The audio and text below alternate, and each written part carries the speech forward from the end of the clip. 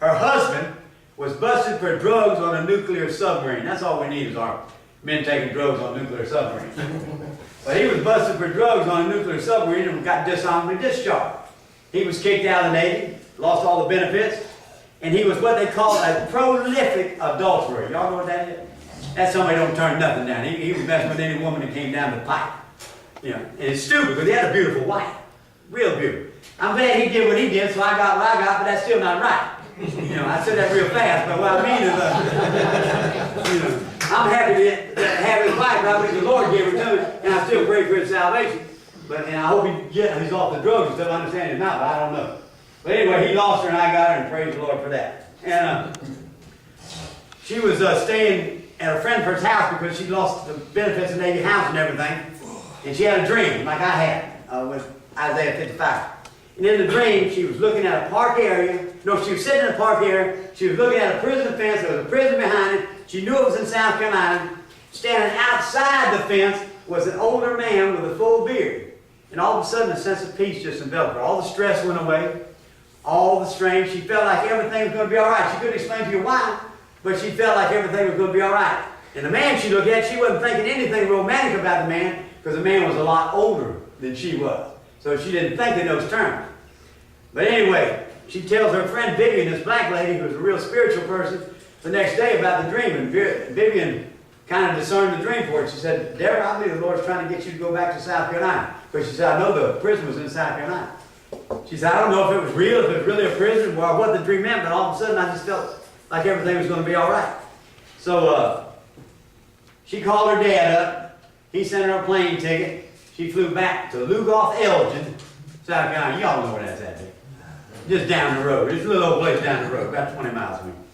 And she calls the office I'm working in at Kirkland Correctional Institution looking for somebody. I answer the phone. They used to do that back in those days. And I said, the person's no longer here. He's been sent somewhere else. And we got to talking, and I forget how the conversation came up. I said, lady, you need Jesus. She said, I know that. I know Jesus is the way. We talked a little bit longer. She hung up. I hung up, and that was it. She called back the next day. Want to talk some more about Jesus and everything. And I talked to her a little bit. Then I called back. My mind started, Lord, is this the prayer? Is this the answer to prayer? You know, the Lord sent me a woman in my life can deal with my circumstance. So finally one of us said, can we visit? And I said, yeah, we can visit. I got the business coordinator, put her on my visitor list.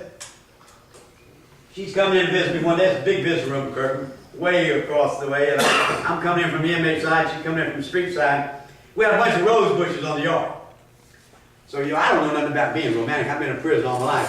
From 1955 to when they pulled me in 2005, a span of 51 and a half years, I served 46 years in prison. So I've been in prison all my life. Yeah. I clipped off one of them roses on the rose bush stem, about that long, big red rose. She's coming in through the street side. I'm walking toward her, got that rose in my hand. I've been in knife fights, gun fights, you name it. I don't think I've ever been more nervous than this. And she's walking toward me, I'm walking towards her, and I know I had the stupidest grin on my face you ever saw. I'm walking toward her. Come on, smile, do something. Come on. She wasn't cracking a smile, she wasn't doing nothing. I'm talking about dead serious. The closer she got, the more serious that look got. Getting to scare me now. But she gets up to me.